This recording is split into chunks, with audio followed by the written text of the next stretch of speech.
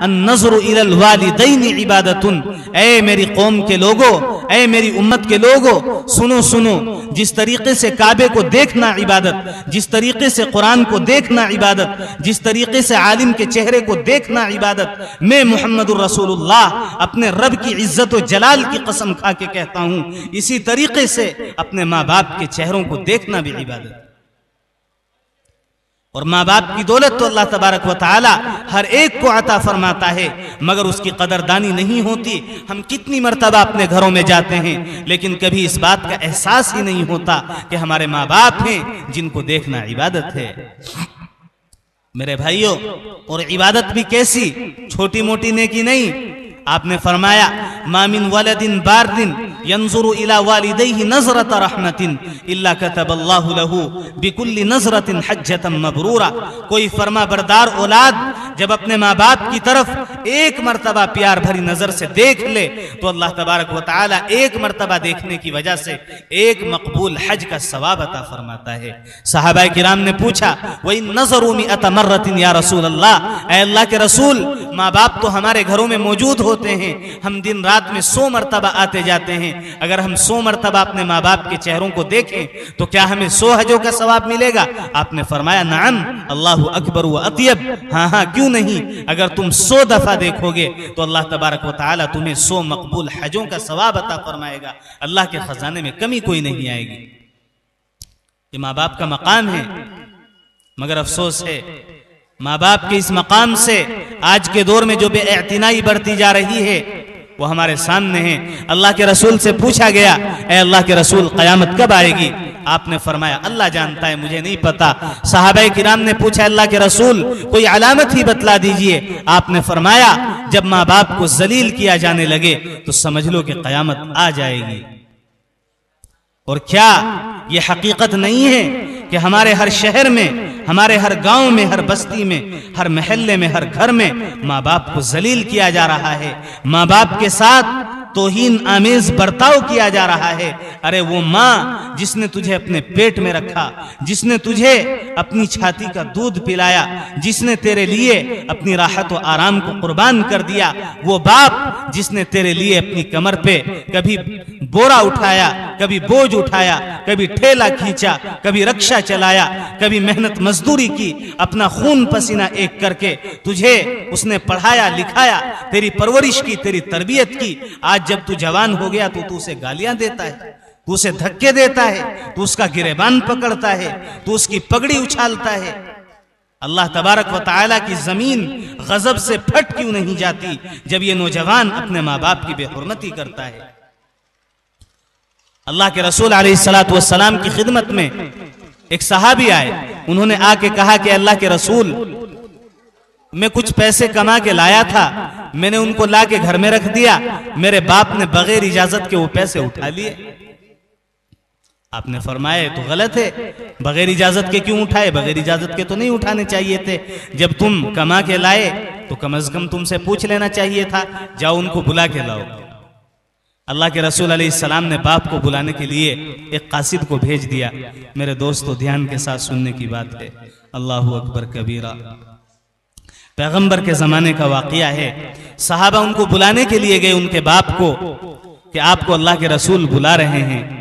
उन्होंने पूछा कि क्यों बुला रहे हैं? बतलाया गया कि आपके बेटे ने आपकी शिकायत की है। ये बात सुनकर के बाप की आंखों में आंसू आ गए, मेरे बेटे ने मेरी शिकायत की है। और उन्होंने कुछ अशार कहे अपने दिल में। अरब के लोग बड़े शायर होते थे, फौरन अशार कह देते थे, दिल में अशार कहे, जबान पे नहीं आए। अल्लाह के रसूल अलैहिस्सलातु वस्सलाम की खिदमत में तशरीफ ले आए। अल्लाह के रसूल अलैहिस्सलातु वस्सलाम जब उनसे कुछ पूछना चाहते थे उससे पहले ही हजरत जिब्रील आ गए और हजरत जिब्रील ने कहा, ऐ अल्लाह के रसूल, आप इनका जो फैसला करेंगे कर देना, लेकिन पहले जरा इनसे ये पूछ लो कि इन्होंने कौन से अशार कहे। अल्लाह के रसूल ने उनसे पूछा, उन सहाबी के बाप से, कि भाई जब तुम आ रहे थे रास्ते में तो तुमने कुछ अशार कहे? वो कहने लगे, अल्लाह के रसूल आपको कैसे पता चला? अभी तो मैं उनको जबान तक भी लेके नहीं आया, सिर्फ मेरे दिल में है, मैं जानता हूं और मेरा अल्लाह जानता है, आपको कैसे पता चल गया? अल्लाह के रसूल ने फरमाया कि मुझे अल्लाह तबारक व तआला ने जिब्रील अमीन के जरिए से बतला दिया कि तुमने कुछ अशार कहे हैं, वो अशार मैं भी सुनना चाहता हूं। अल्लाह तबारक व तआला का हुक्म है, सुनाओ। उन्होंने सुनाए, ग़ज़ौतुका मौलूदन वइलतुका याफ़िआ तुअल्लु बिमा अजनी इलैका व तन्हलु इज़ा लैलतन नाबतका बिश्शक्वी लम अबती लिअजलिका इल्ला साहिरन अतमलमलु कअन्नी अनल मतरूक़ दूनका बिल्लज़ी तुरिक़त बिही दूनी फ़अयनी तहमुलु फलम्मा बलग़त अस्सिन्न वल ग़ायत अल्लती इलैहा मदा मा कुन्तु फ़ीका उअम्मिलु जअलत जज़ाई मिनका ग़िल्ज़तन व फ़ज़ाज़तन कअन्नका अंतल मुनइमुल मुतफ़ज़्ज़िलु फलैतक इज़ लम तरअ हक़्क़ उबुव्वती फ़अलत कमल जारुल मुजाविरु यफ़अलु। और उन्होंने कहा कि मेरे बेटे, तू वही तो है जो छोटा सा था, कभी कभी बीमार हो जाया करता था, बीमार तू होता था, रात को जागा हम करते थे, भूख तुझे लगती थी, परेशान हम हुआ करते थे, प्यास तुझे लगती थी, पानी का इंतजाम हम किया करते थे, कपड़े तेरे बदन पे नहीं होते थे, दिल हमारा तड़पता था, दुख तुझे पहुंचता था, तकलीफ हमें होती थी। और जब तू बड़ा हो गया, हमें तुझसे कुछ उम्मीदें वाबस्ता हुई कि मेरा बेटा बड़ा हो गया, मेरा बेटा जवान हो गया, मेरे बेटे का कद मेरे से ऊंचा हो गया, ये मुझे 2 पैसे कमा के देगा, ये मेरे साथ अच्छा सुलूक करेगा, ये मेरे साथ अच्छा बर्ताव करेगा। आज जब तू इस काबिल हुआ तो तूने अल्लाह के रसूल की बारगाह में मेरी शिकायत कर दी। अरे बेटे, कम से कम तूने मुझे अपना बाप ना समझा होता, एक पड़ोसी ही समझ लिया होता और एक पड़ोसी का ही हक अदा कर दिया होता। एक पड़ोसी भी दूसरे पड़ोसी की शिकायत नहीं किया करता और तू बेटा होकर के अपने बाप की शिकायत कर रहा है। ये इन अशार का मतलब था। जिस वक्त हीनमा समिअ रसूलुल्लाह सल्लल्लाहु अलैहि वसल्लम हादिहिल अबियात फबुका बुकाअन शदीदा हत्ता बतल्ला लिहयता, जब आपने ये अशार सुने तो आप रोने लगे और आपके चेहरे मुबारक पे आंसुओं के आसार जाहिर हो गए।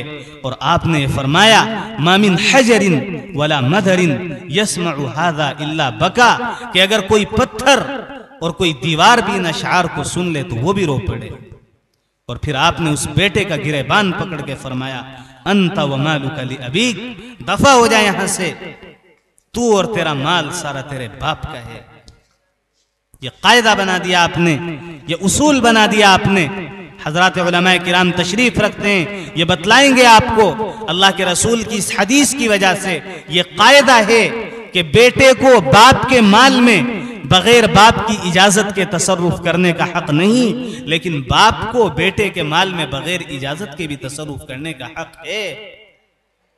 वो इसी हदीस शरीफ की वजह से। मेरे भाइयों, माँ बाप का मकाम मैं आपको क्या बताऊं। हजरत ईसा अलैहिस्सलातु वस्सलाम अल्लाह के जलीलुल कद्र पैगंबर हैं। जब उनकी वालिदा मरियम का इंतकाल हुआ तो अल्लाह तबारक व तआला की तरफ से निदा आई, प्यारे ईसा अब जरा संभल संभल के चलना, इसलिए कि जिस हस्ती की दुआएं तुम्हारा पहरा दिया करती थी, तुम्हारे सर पे साया किया करती थी, वो हस्ती इस दुनिया से जा चुकी है। वो हस्ती माँ की हस्ती होती है जो अपनी औलाद के लिए सच्ची खैर खा और सच्ची मुशफिक होती है।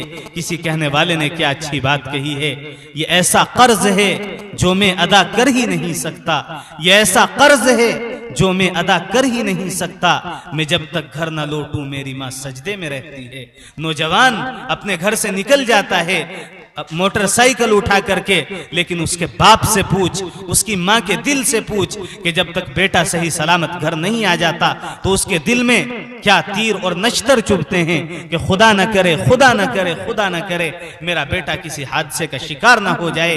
वो अपने काम में मशगूल होती है लेकिन उसका दिल अपने बेटे के लिए दुआएं करता हुआ होता है। ऐसे माँ बाप के साथ हम बुरा सलूक करते हैं।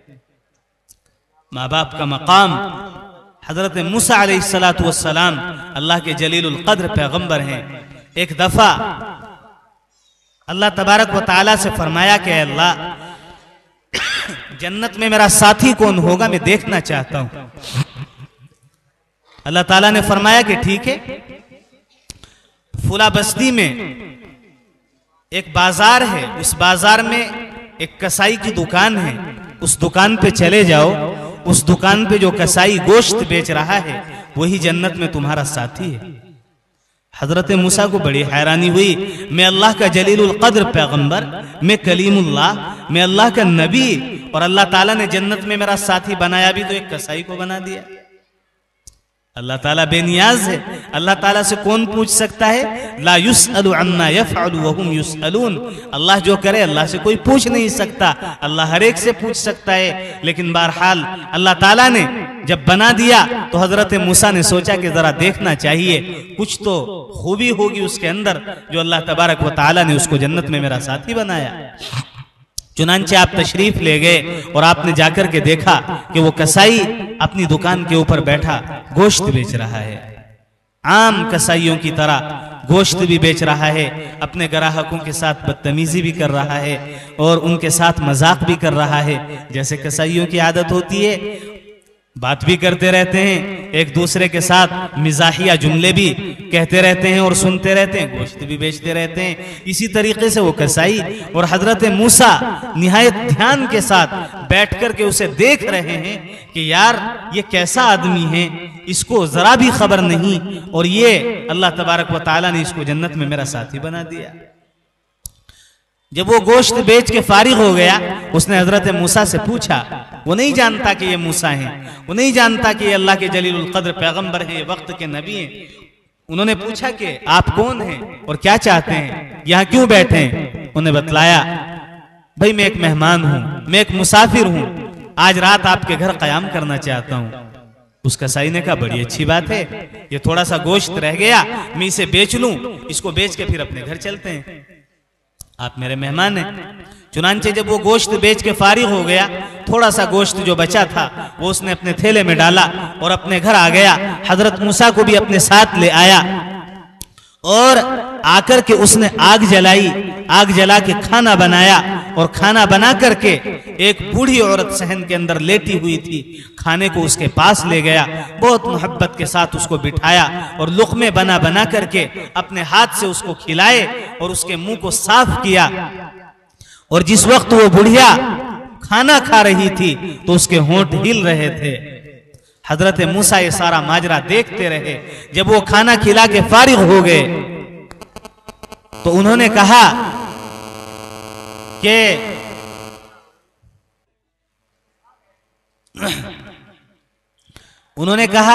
कि आप भी खाना खा लीजिए। चुनांचे हजरत मूसा अलैहिस्सलातु वस्सलाम को भी खाना खिला दिया गया। हजरत मूसा अलैहिस्सलातु वस्सलाम ने पूछा कि भाई मैं आपसे एक बात पूछना चाहता हूं, जरा खुदा के लिए सही सही मुझे वो बात बताएं। उन्होंने कहा कि पूछिए। हजरत मूसा ने कहा कि आप मुझे ये बतलाइए कि ये औरत कौन है। तो उस कसाई ने कहा कि ये औरत मेरी माँ है। हजरत मूसा ने पूछा, जब तुम इसको खाना खिला रहे थे तो ये होंठ हिला रही थी, कुछ कह रही थी, क्या कह रही थी?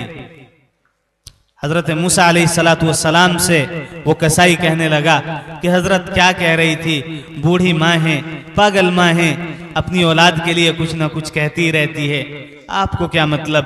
हजरत मूसा ने कहा कि नहीं भाई, तुझे खुदा का वास्ता मुझे जरूर बतला दे कि तेरी माँ क्या कह रही थी।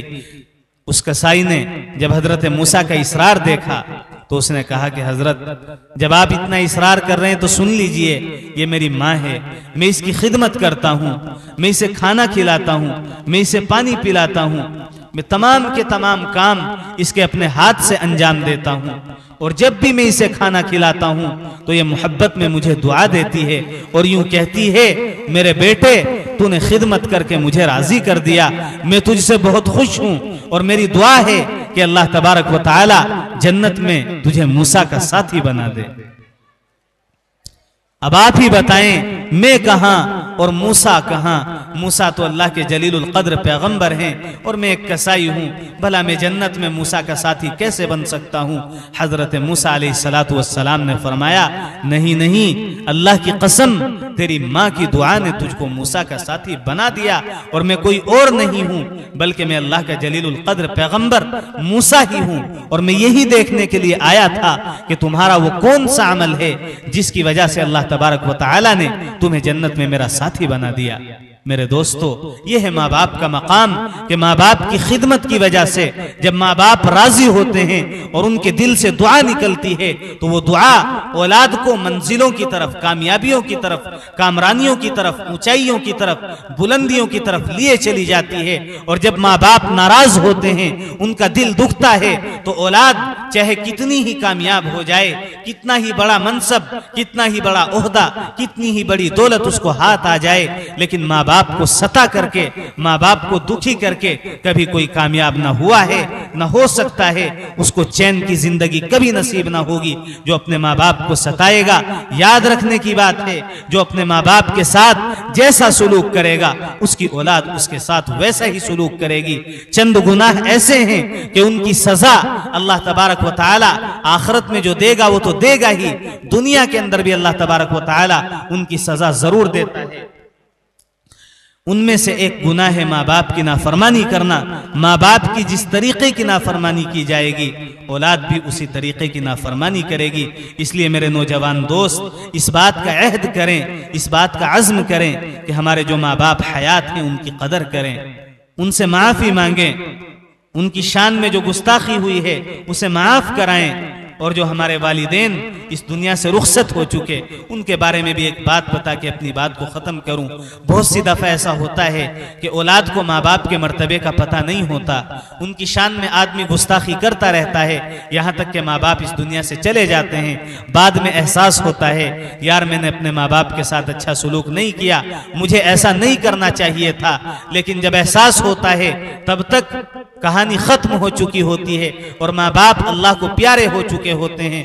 लेकिन कुर्बान जाएं हमारे पैगंबर सल्लल्लाहु अलैहि वसल्लम पर कि आपने उसका भी तरीका बता दिया कि अगर तुमने अपने माँ बाप की नाफरमानी की है और तुम्हारे माँ बाप अल्लाह को प्यारे हो चुके हैं, तो उसका तरीका यह है कि उनके लिए ईसाल सवाब करो, कुरान करीम की तिलावत करो, सदका खैरात करो, अच्छे काम करो और उनका सवाब अपने माँ बाप को पहुँचाओ। इतना पहुँचाओ, इतना पहुँचाओ, इतना पहुँचाओ कि क़यामत के दिन अल्लाह तबारक व तआला तुम्हें फर्मा बरदारों की फहरिस्त में खड़ा कर दे। और ऐसा ही होता है। तो भाई जिसके माँ बाप हयात हैं वो माँ बाप की कदर करें। ऐ जिया, माँ बाप के साये की ना कदरी न कर, धूप काटेगी बहुत जब ये शजर कट जाएगा। माँ बाप की कदर उनसे पूछें जिनके माँ बाप नहीं होते, और जिनके माँ बाप इस दुनिया से रुखसत हो चुके हैं वो अपने माँ बाप के लिए ईसाल सवाब करें, इतना ईसाल सवाब करें कि अल्लाह तबारक व तआला उनको भी फरमा बरदारों की फहरिस्त में शामिल फरमा दे। और आज से ये अहद करें कि अपने घर में जब भी जाएंगे तो अपने माँ बाप पर एक प्यार भरी नजर डालेंगे, ताकि अल्लाह तबारक व तआला माँ बाप को देखने की वजह से एक मकबूल हज का सवाब अता फरमाए। बहरहाल मैंने ये 4 बातें बयान की कि काबे को देखना इबादत, कुरान को देखना इबादत, परहेजगार आलिम को देखना इबादत और अपने माँ बाप के चेहरों को देखना इबादत। दुआ फरमाए कि अल्लाह तबारक व तआला हम सब को इन कही हुई बातों पर अमल करने की तौफीक अता फरमाए। और दोस्तों, सच्ची बात यह है कि मैं इस काबिल न था कि मैं आपके सामने ये बातें अर्ज कर सकता। ये आपके मदरसे के नाज़िम आला हमारे मखदूम गरामी कदर हजरत मौलाना मोहम्मद शकील साहब दामत बरकातुहुम का हुस्न ज़न है। उन्होंने पता नहीं क्यों और पता नहीं किस वजह से मुझे इस काबिल समझा, जो मुझे हुक्म दिया कि मैं आपके सामने दीन की चंद बातें अर्ज करूं, वरना हमारे दूसरे बहुत सारे उलमाए किराम मौजूद हैं, उनकी कीमती बातें हमारे सामने आएंगी। अल्लाह तबारक व तआला हज़रत मौलाना के हुस्न ज़न के मुताबिक मुझे बना दे, और अल्लाह तबारक व तआला हम सब को नबी करीम सल्लल्लाहु अलैहि वसल्लम के लाए हुए दीन की हकीकी इत्तिबा नसीब फरमाए कि मोहम्मद से वफा तूने तो हम तेरे हैं, ये जहाँ चीज़ है क्या लोह कलम तेरे हैं, वमा तौफीक़ी इल्ला